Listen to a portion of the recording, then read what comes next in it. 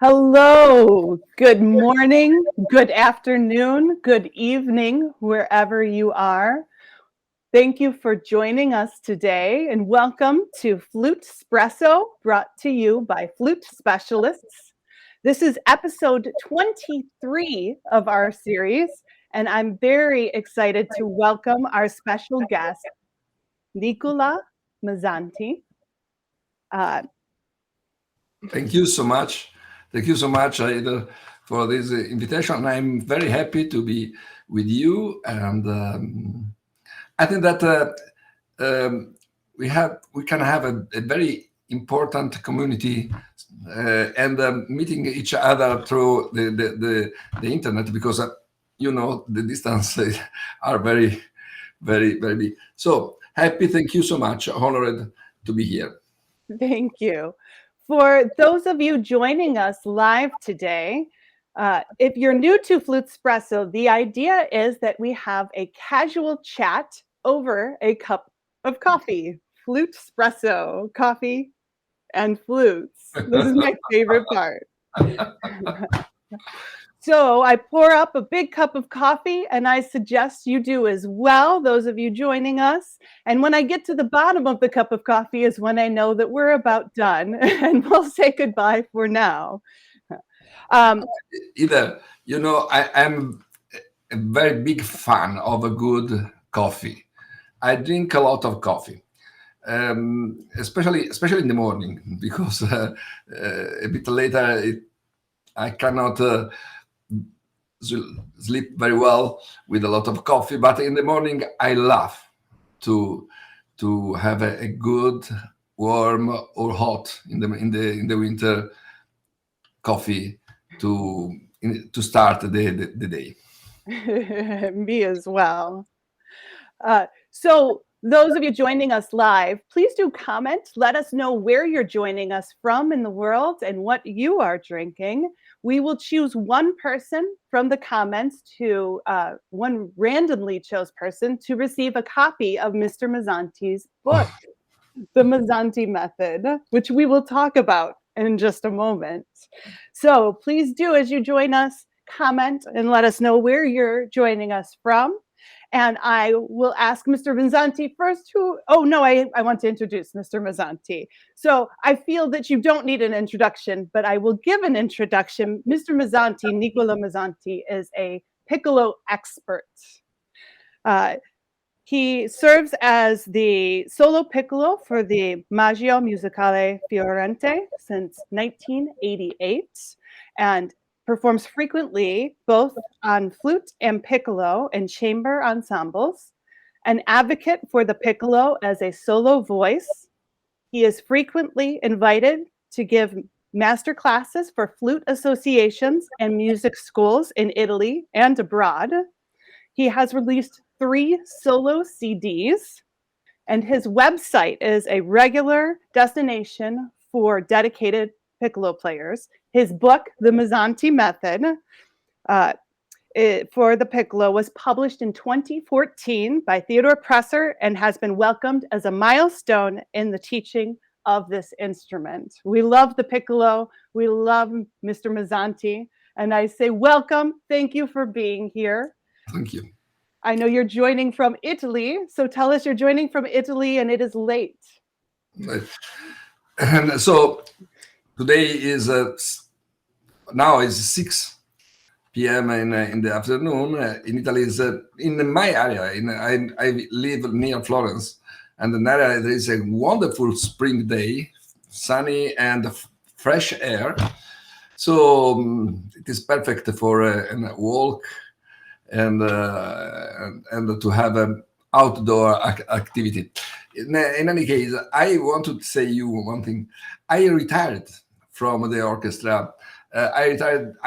Not retired. It's better to say that I left the orchestra in 2020, 1.5 years ago. The 31st of August 2020 was my last concert. Verdi's Requiem with the conducting of Zubin Mehta. I started my orchestral career with Zubin Mehta in as a fixed job in 1988, but as temporary job in 1982. So it was exactly 40 years of activity in the orchestra, because I continue time by time even in other orchestras and so on. And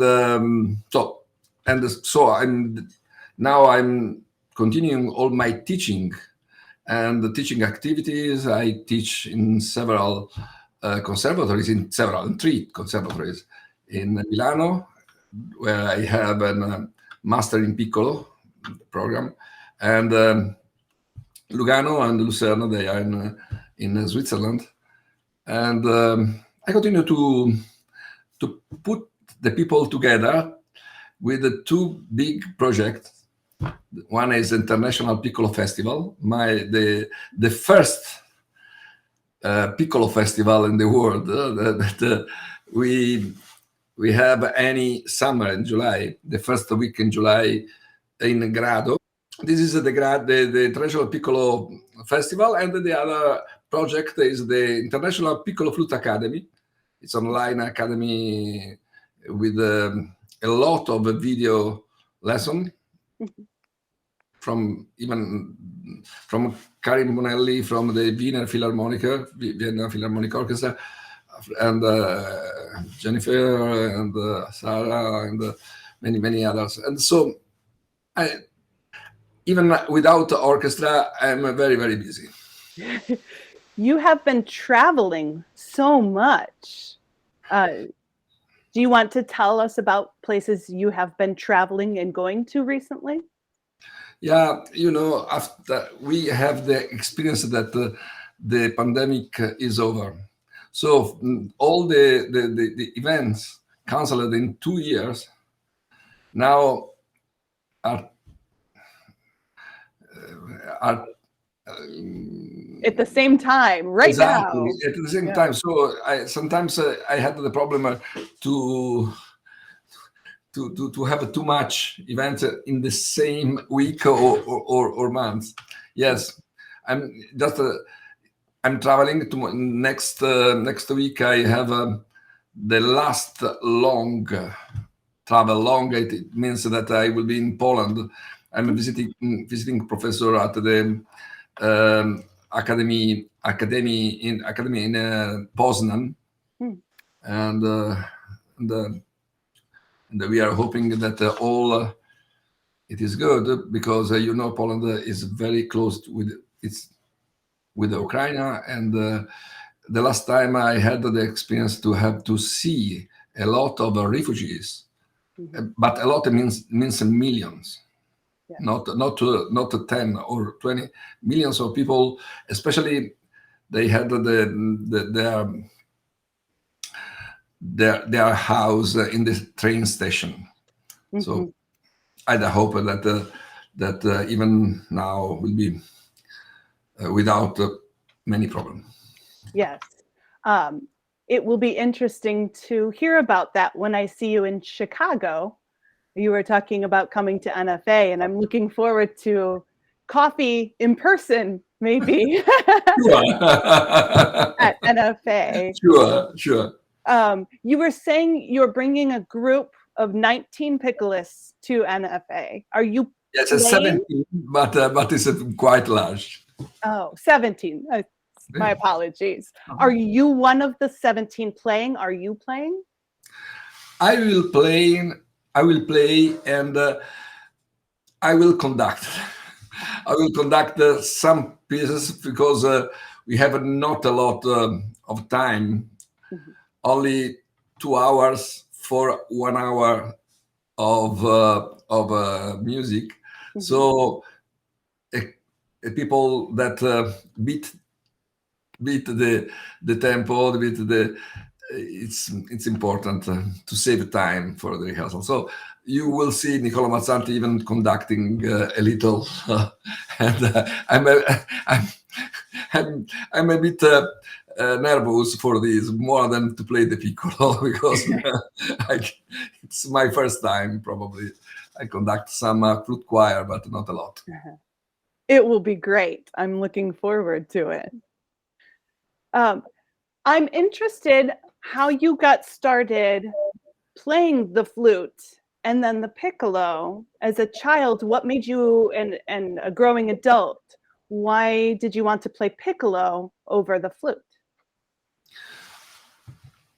I didn't want to play the piccolo, and I mean, uh, I started my activity in a woodwind band, and immediately I've felt that this is my passion, and I started to practice seriously and attending the conservatory and so on. But uh, I continued the two instruments, flute and piccolo, at the same time.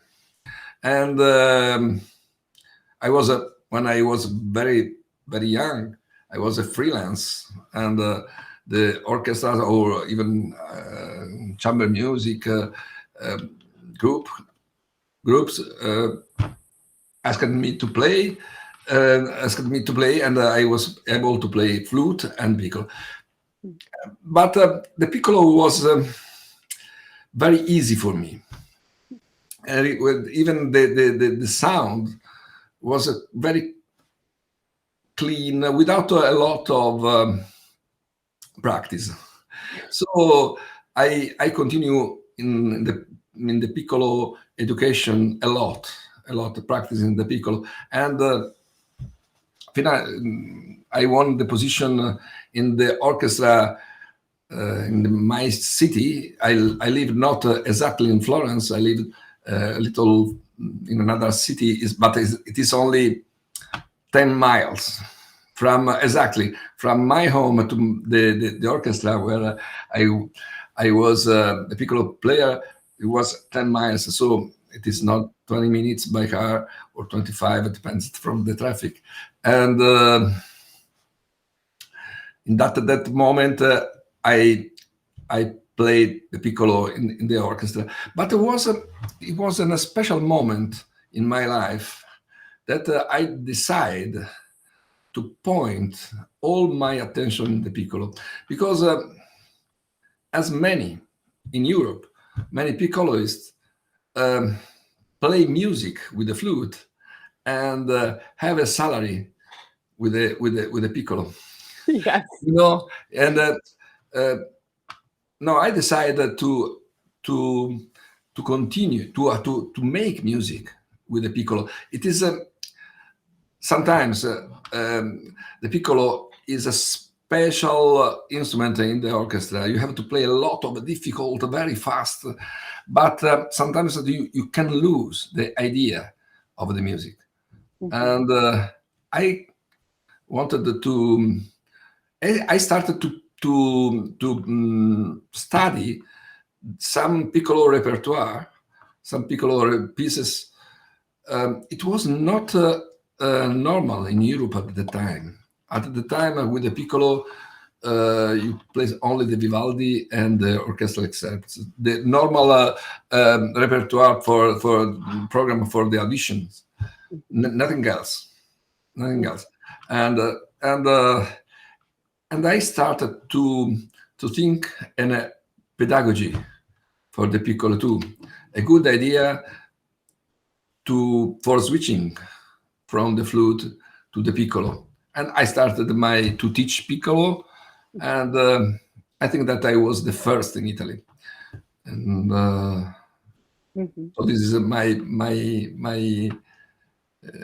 my path to the piccolo. So is that what led to creating your book? Tell me how you started this wonderful book. Oh, this is a collection of the exercise that I composed for my students. During my teaching activity, my students received one level of the exercises any month. After years, I decided to collect them together. The idea is I would like to follow the Moïse idea of della sonorité art technique. The famous quiet booklet is very small but very dense for the practicing. And so if you give a look to the book, to the Mazzanti method, you can understand, you can see the same logic of the Moïse art della sonorité. And I tried to do my best for giving my student a good help. I want to announce a little things. I'm writing the second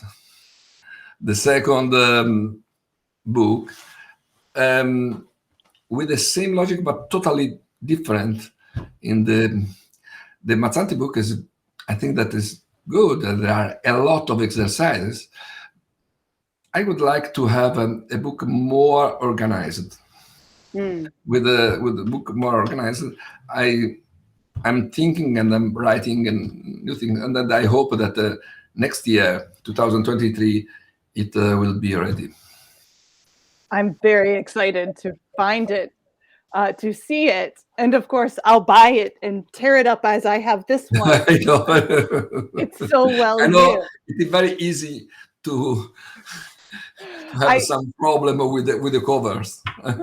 I love it though. I love that it's easy to open because of the spiral. Yeah, this is right, but Yes. you must be careful because otherwise.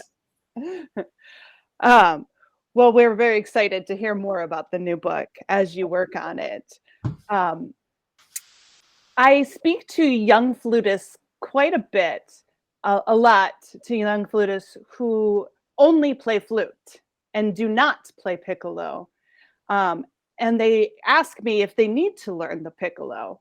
And of course, I always have a response for them. And I'm curious what you might say to someone who only plays flute and wonders if they need to learn the piccolo.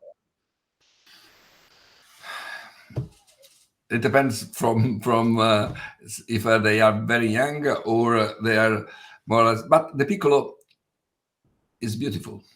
One, if you practice the piccolo can give you a lot of satisfaction. I'm sure for that. I'm serious. Sometimes the people say, "Ha ha ha ha!" The piccolo, the satisfaction, piccolo is good. Okay, it is good for you because you gain money from the teaching the piccolo. It is not this. This is my life. This was and this is my life. I love the piccolo. So the piccolo could be a good musical instrument full of colors, full. And another motivation is the piccolo can, if you practice the piccolo in the right way, the piccolo can help a lot your flute playing. I want to tell you a story. Happened 10 days ago. I have met a very famous flutist. I don't want to name her because it is a very, very famous flutist. And hi, Nicola. And so I wanted to say you that I started to play piccolo. Oh, but you are a principal flute. It's a female. She is one of the most. She's the first principal flute in one of the most important orchestra in Europe. Mm-hmm. But you are a principal flute. Why do you play piccolo? Because I think now that the practicing the piccolo help my flute playing. It's true. The piccolo, sorry, can help you even in the flute. You must be more accurate. The intonation. You have to have a very open ear and for the intonation. And the third motivation is the piccolo is less popular than the flute.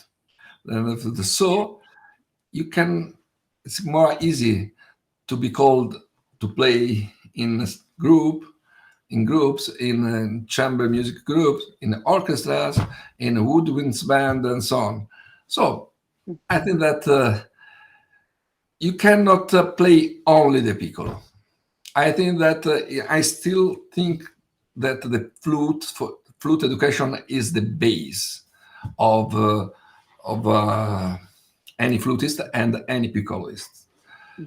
But the piccolo could be a very important tool to have a good to play good music, to have a good improvement in your flute playing, and even to have a job.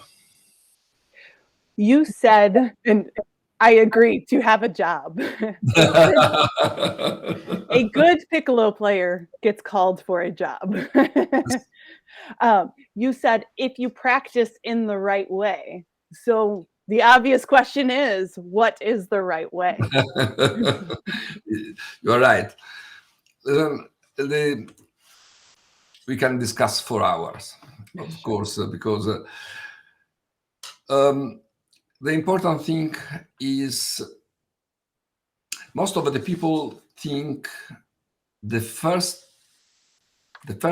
thing to adjust when I switch from the flute to the piccolo is the embouchure, and immediately they think to find the good embouchure. I think a bit different. The first thing that you have to you have to focus is a better support. A better support. First, if you give a look to the my method, the first exercises are for the support and a good free emission. Second is the second checkpoint. I call the second is the throat, larynx, and soft palate. So this is the reason to practice low notes. The low notes in the flute, but even the piccolo help you to have a free, open, resonant throat and inner cavity inside of your mouth. And third is the embouchure. But even the embouchure it's important.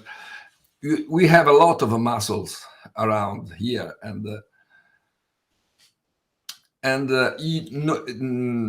we use a lot of muscle in this area.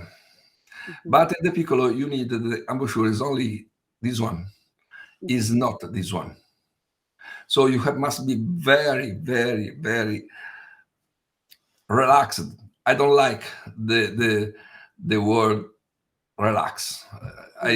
We associate relax to stay on the sofa watching TV, and it's never, you are never relaxed when you play.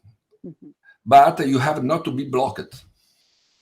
Sometimes we block the muscles here, the embouchure, and if you block here, you cannot use the very small muscle forming the hole, or I call the tube, the small tube, when you blow.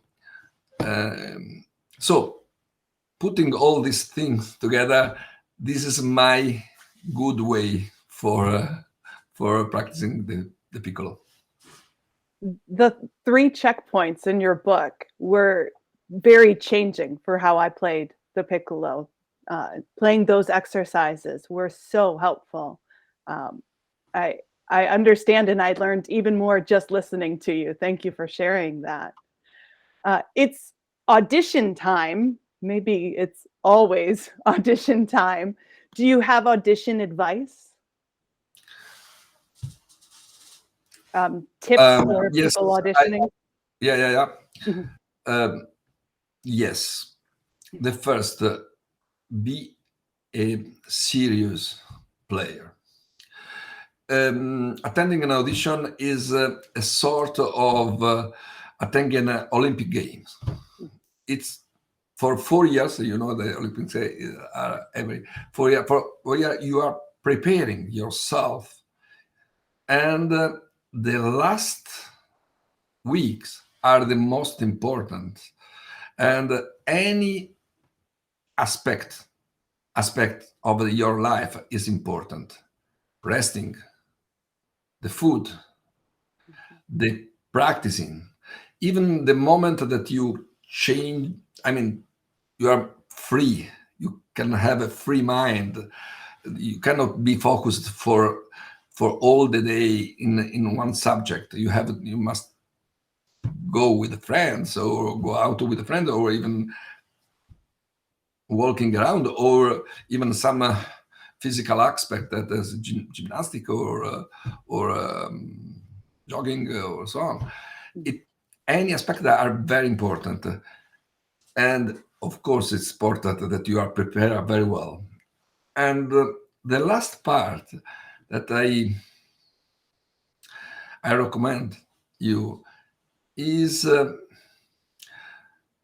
don't be worried a lot about what the jury is expecting from you, but play with the integrity in your idea. I think that it's better.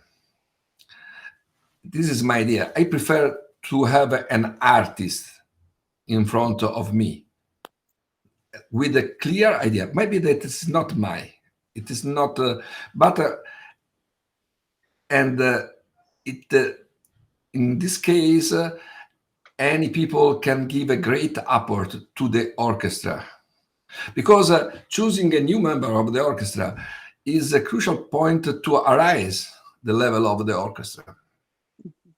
And it is important to have a good artist with a good personality, good musical idea. It's more than important that that people play as I want.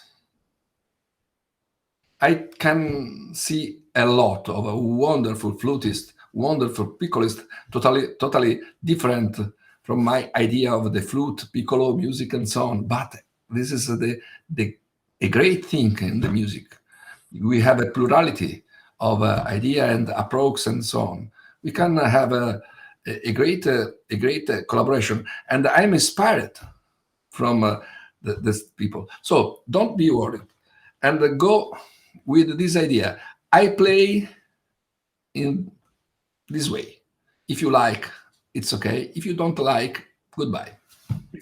No other worried. It is. I don't think that to have a lot of worries about.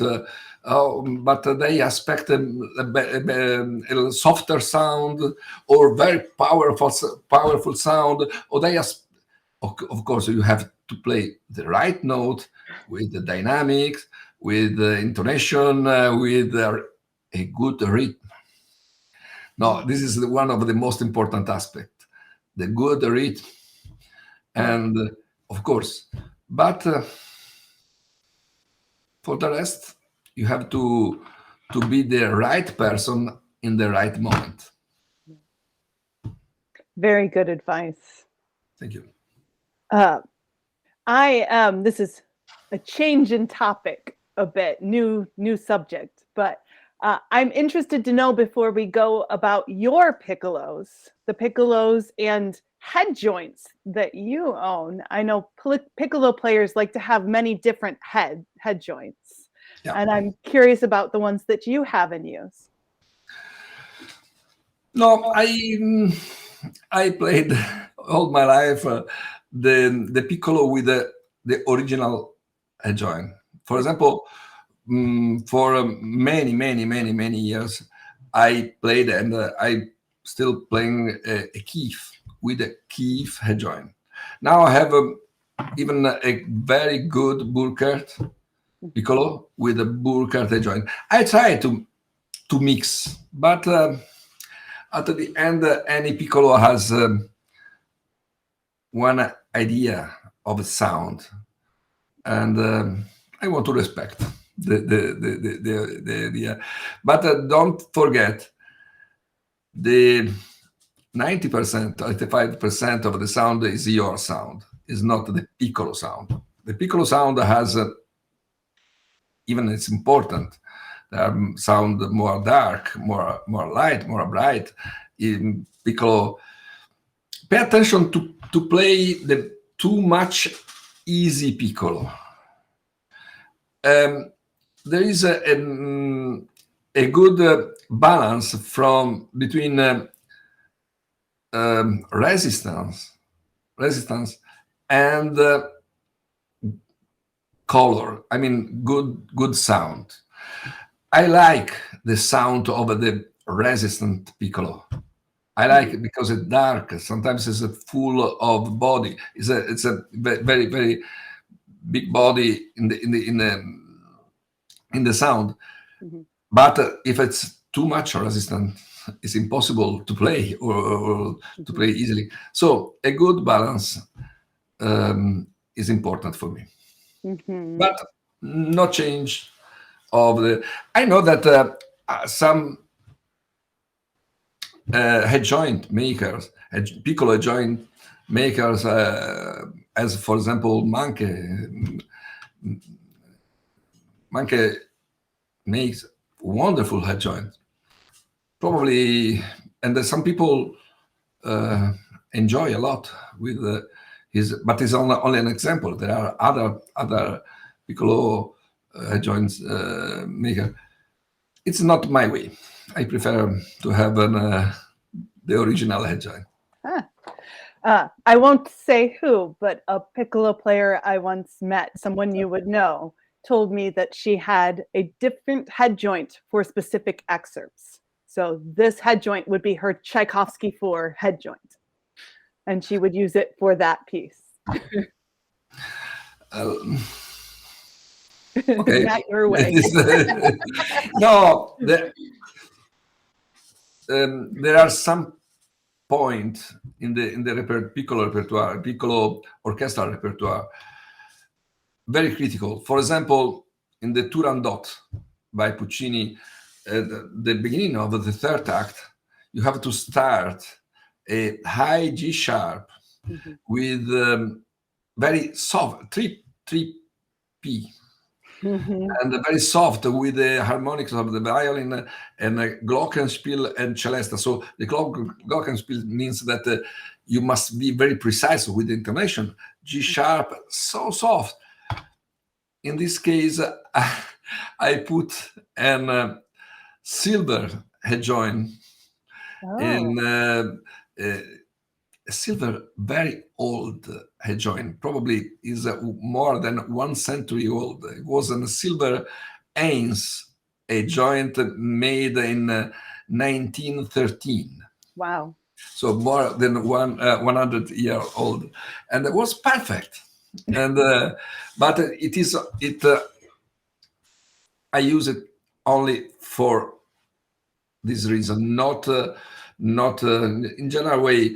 I try to have one piccolo, one adjoint, and try to master everything with the one piccolo. Nice. I like to change. I tried, but in the period that I use one piccolo, I use only this piccolo. It's very interesting. One last story, and we'll get to our favorites as we say goodbye. Do you have a moment in playing that was a big, special, good moment that you would like to share with us? And you said 40 years now playing. Can you think of a moment that you'd like to share with us that was very good for you? A lot. I was lucky enough to have a lot of moments. For example, I played the Simone Boccanegra by Verdi, conducted by Claudio Abbado. At the end of the opera, there is the death of Simone Boccanegra, and there is a big crescendo. And at the end of the crescendo, there is a very important moment, and I saw Claudio Abbado with the tears Mm. during the conducting, Yes. and all the orchestra was moved in Mm. that in that moment. This is the magic of the music, and the magic. I love the opera. I love, I played. My orchestra had 3 seasons: the symphonic season, the operatic season, and the festival. The Maggio Musicale Fiorentino is a festival. So I played a lot of symphonic and a lot of opera, but I love opera. And if you read the booklet of the opera, the text, Mm. the stories are a little. Sometimes you can laugh Yes. thinking the story because they are not real at all. But the music makes the miracle that it is your life. This is not an external. In that moment, you are Violetta in the Traviata, you are the Simon Boccanegra in or Rigoletto, or you are in that moment, and you can move. One time, during a famous butterfly with this very famous conductor, I cannot play because was so special moment. It was very very emotional moment. But I want to tell you this moment with the Claudio Abbado because anytime I had an wonderful, fantastic symphony with him, and even now my favorite video on YouTube is Second Symphony by Mahler, conducted by Claudio Abbado with the Lucerne Symphony Orchestra, Lucerne Festival Orchestra. Mhm. Hmm. Thank you for sharing that story. And a bit of coffee. Over coffee. Mm. Very convincing. Well, as I have reached the bottom of my cup of coffee, we will move to our express round, the Flutespresso express round. Usually, oh, I pulled my headphone out again. Usually, we say that we have had a lot of caffeine and we're ready to go fast, but not for you. Hopefully, you're getting ready. I love coffee not only for the caffeine. I love coffee because I like the smell. I like the taste. I like the coffee, and as an Italian, I like the espresso, the very short coffee in the morning after the lunch. But sometimes when I have, for example, I have to work at the computer a lot, I like a good American espresso and drinking more slowly and so on. We enjoy it just as we enjoy the music. So we have today our Flutespresso favorites. I'm going to ask for your favorites, and I think maybe you just told me your favorite coffee, type of coffee, or maybe place to get a coffee. My probably it's a little different than the other idea. In Italy, there are 2 different traditions of espresso. The espresso in Naples, and the espresso in Trieste, completely different, and with a different kind of beans and different what is the process, the toasting. I don't know if it's different. The coffee in Trieste is 400% Arabica, and in Naples is maybe 80% Arabica and 20% of Robusta. Is different, and we can enter in details, even the kind of Arabica. But I love with the Neapolitaner coffee, especially when they use the Colombian coffee. I love a lot. I've not been to Italy. I haven't gone, so I will need to go. It's time that you have to come. Yes, and you will show me the good coffee. Sure. Waiting for you. Do you have a favorite piccolo solo?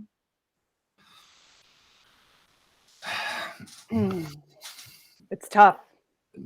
You know, I love one.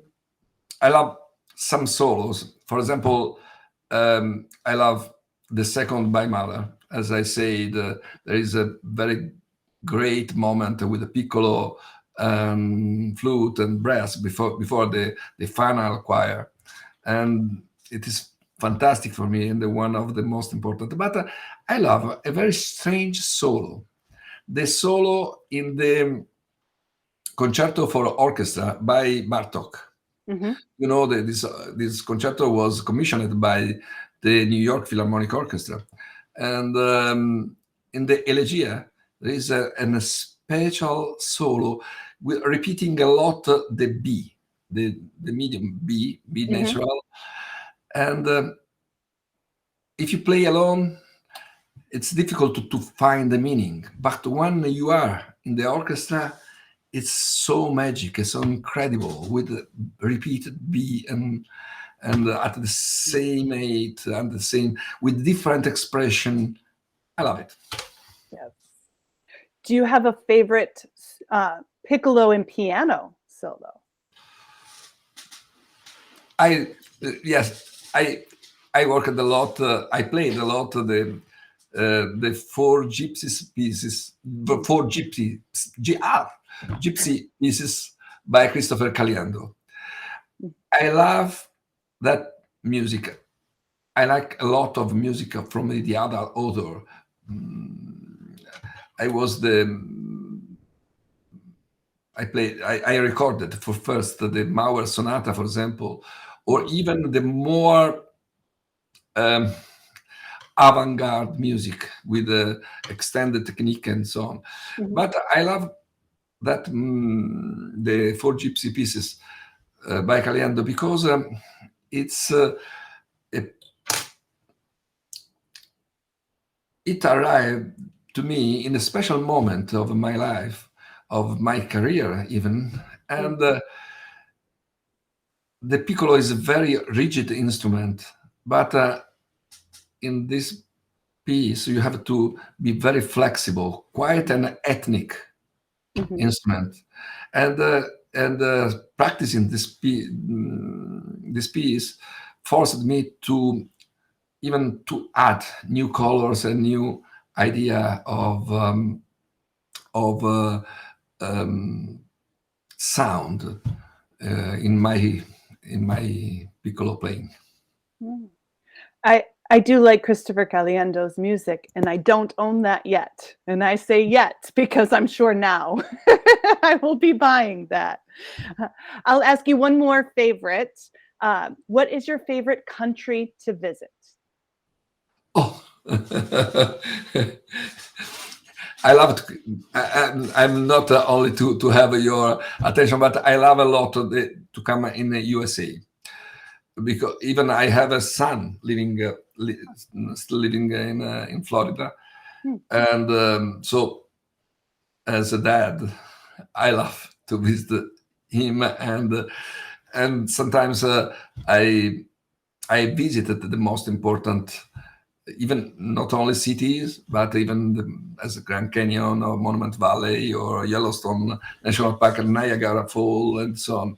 So there are a lot of great. But for example, I was in the Amazonic forest inside, and there was a special moment for me, or even the fjord region in Norway, Mm. in the north part of Italy. I love the nature, and I have a special passion for the mountains.